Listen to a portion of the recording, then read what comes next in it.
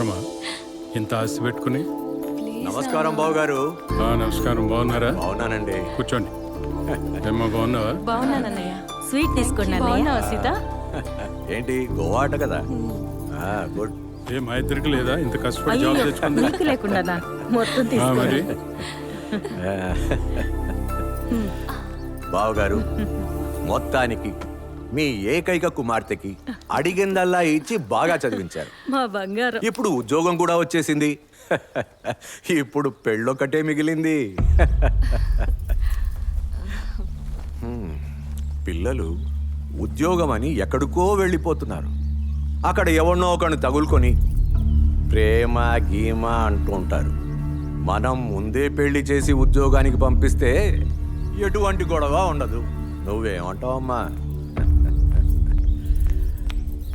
ఎంతైనా మన సీత లక్కీనే. అవునే. ఏ సీత వస్తుంది? Hi Sita, congratulations. జాయినింగ్ ఎప్పుడే జాబ్లో? ఏం సీత డల్ ఉన్నావు? ప్రతివాడు ఆడపిల్ల మీద అధికారం ఉన్నట్టే ప్రవర్తిస్తాడు. మగవాడు ఏం చేసినా తప్పు లేదు, ఆడపిల్ల ఏం చేసినా తప్పే అన్నట్టు చూస్తారు. చా, నెక్స్ట్ ఏంటి బావగారు? మంచి పెళ్లి సంబంధం చూడాలి. పెళ్లి సంబంధాలు చూడడం ఏంటి బావగారు? మా వాడున్నాడుగా రమణ, ఆజానుబాహుడు, అందగాడు. నాకైనా మీకైనా వారసుడు వాడే.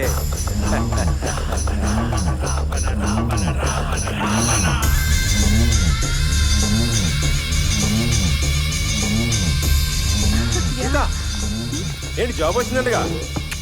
సూపర్. ఇగో నీకోసమే స్వీట్లు తెచ్చిన, తిను. తిను. ఏ మోడబడతావు, తిను.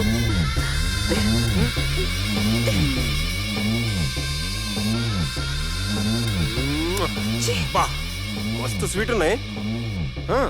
నిజం. కొంచెం మీ ఇక్కడ స్వీట్లు పెట్టాలా? వస్తున్నా వస్తున్నా. అమ్మా, నువ్వు మాత్రం నాలా కావద్దురా. ఎప్పుడు సంతోషంగా ఉండాలి. ఏమైందమ్మా? ఏం లేదురా, అసలు ఆడపిల్ల గురించి ఎవ్వరూ పట్టించుకోరు. ఎప్పుడెప్పుడు పెళ్లి చేసి అత్తారింటికి పంపించేద్దామా అని పుట్టింటి వాళ్ళు ఆలోచిస్తారు. కానీ అత్తింటి వాళ్ళు మాత్రం మనల్ని ఎప్పటికీ సొంతం చేసుకోలేరు.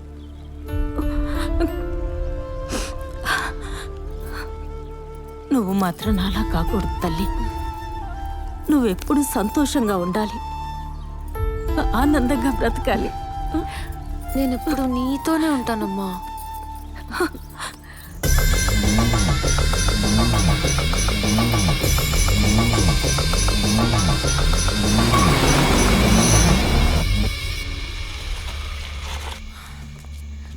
నన్ను ఆశీర్వదించండి అంకుల్. ఏంటమ్మా? మన పెళ్ళి అయ్యేలా లేదు రామ్. మీరేదో ఒకటి చేయాలి అంకుల్. సరేమ్మా, లోపల రా, మాట్లాడుకుందాం. రారా, రామ్మా, కూర్చో. ఏమైందో చెప్పమ్మా. నాకు మా బావతో పెళ్లి కుదిర్చారు అంకుల్. బట్ నాకు ఆ పెళ్లి ఇష్టం లేదు. ప్లీజ్ అంకుల్, మీరే ఏదో ఒకటి చేయాలి. పెళ్ళి కుదిర్చారంతే, పెళ్ళి అవ్వలేదు కదా. భయపడకు, మీ నాన్నగారితో నేను మాట్లాడతాలేమ్మా. వాళ్ళు ఒప్పుకోరు నాన్న. ఒరేయ్, ఒప్పుకున్నారో లేదో అన్నది మన వాళ్ళతో కూర్చొని మాట్లాడితేనే కదా తెలిసేది. ఇదిగో, నువ్వు సీతను తీసుకెళ్ళి వాళ్ళ ఇంట్లో డ్రాప్ చేసిరా. అమ్మా, నువ్వు బయలుదేరమ్మా. నేను ఉన్నానుగా. Okay okay uncle, bye.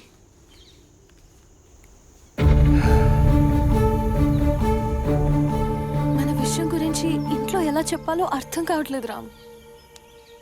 Don't worry Sita, నేను చూసుకుంటా కదా. ఎట్లరా మరి? ఏముందిరా, బొమ్మరిని సినిమాలో హీరోయిన్ లాగా వీడు వాళ్ళ ఇంట్లో 10 రోజులు ఉంటే సరిపోద్ది. అంతేరా. ఆడున్నది ప్రకాష్ రాజ్ కాదు, నాగినీడు. ఒక్కసారి ఎంట్రీ అయితే ఎగ్జిట్ ఉండదు. మరెలా? పంతులు గారు, మంచి ముహూర్తం చూడండి. అమ్మాయి జాతకం చూశాను, చాలా అద్భుతంగా ఉంది. పైగా వివాహ గడియలు కూడా సమీపిస్తున్నాయి. అన్ని గ్రహాలు అనుకూలంగా ఉన్నాయి. ఇక ముహూర్తం అంటారా, శ్రావణ బహుళ పంచమి శుక్రవారం రాత్రి 8 గంటలకు దివ్యమైన ముహూర్తం ఉంది. పైగా అమృత గడియలు కూడా ఉన్నాయి. ఈ ముహూర్తంలో గనక వివాహం జరిగితే వధూవరుల జీవితం 3 పువ్వులు 6 కాయలు అనుకోండి. సరే అదే ఖాయం చేయండి. అలాగేనండి. ఇప్పుడు ఈ శుభముహూర్తంలో మీరు వెంటనే తాంబూలాలు మార్చుకోండి. అమ్మా, మీరు తాంబూలాలు వారికి ఇవ్వండి. శతమానం భవతి భవతి శతాయుష్ పురుష శతేంద్రియే ఆయుష్ శతేంద్రియే ప్రతిదిశతి. ఇప్పుడు మీరు ఇవ్వండి. సర్వం సన్మంగళాని భవంతు, ఆయురారోగ్య ఐశ్వర్య ప్రాప్తిరస్తు. బావగారు మొత్తానికి వియంకులం అయిపోయాం. కూర్చోండి.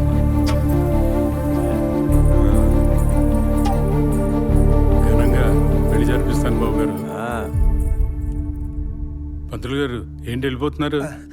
అమ్మాయి నిశ్చితార్థం జరుగుతోంది. అబ్బాయి తెలిసినాడే, వచ్చి చూడండి. నేను వేరే పని మీద వచ్చాను, మీరు బిజీగా ఉన్నారు కదండి, మళ్ళీ కలుస్తాను. సరే.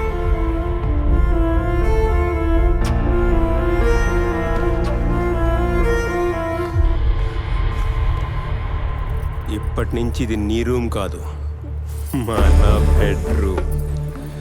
మన పెళ్లి ఫిక్స్ అయింది. నువ్వు నా సొంతం, సీత నాది అని నీ లవ్వర్కి చెప్పు. నువ్వు ఎవ్వని లవ్ చేసినా నాకు ఓకే. పెళ్ళి మాత్రం నాతోనే. నిన్ను తల్లించేసేది నేనే.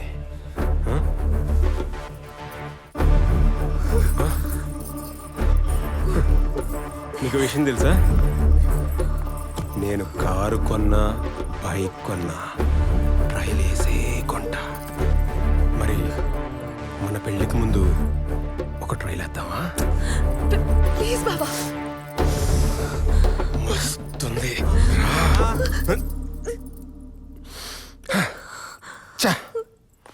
వస్తా, మళ్ళొస్తా.